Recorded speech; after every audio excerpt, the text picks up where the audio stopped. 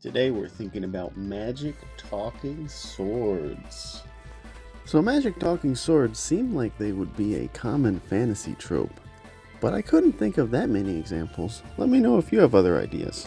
This really got in my mind because I just finished reading this Brandon Sanderson novel, Warbreaker, which features a talking sword that's kind of creepy and funny at the same time. Vasha's other hand was on Nightblood's hilt. The sheath clasp was undone, and black smoke crept out off of the blade.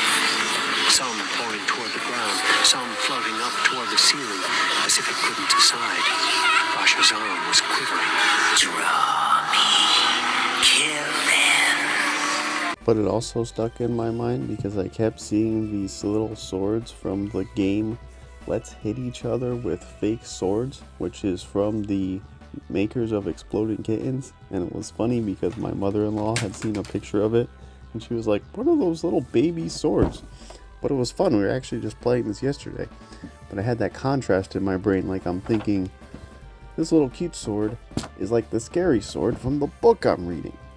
But the first thing that came into my mind, even thinking of talking swords, was Tales of Destiny. If you've played this PlayStation 1 RPG, it has these things called Swordians, which are magic talking swords. The main character finds one at the start of the game, and they've got like the spirits of ancient military heroes imbued in them or something, so they have powerful magic and their own personalities.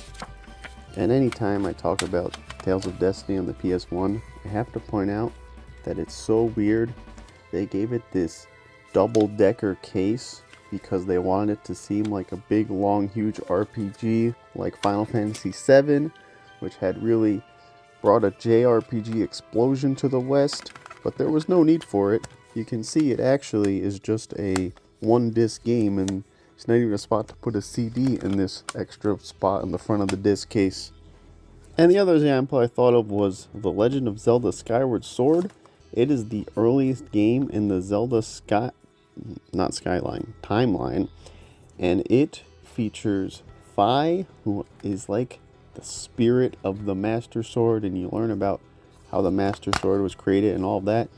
So that's kind of a talking sword, but it seems like a trope that would work well because a lot of times the hero needs to have some kind of sidekick or other person to help that they need to explain what they're doing to, or kind of see a different point of view versus the heroes. And maybe a talking sword fits the bill. So let me know if you can think of other examples of magic talking swords. I feel like I might have missed an obvious one. Excalibur!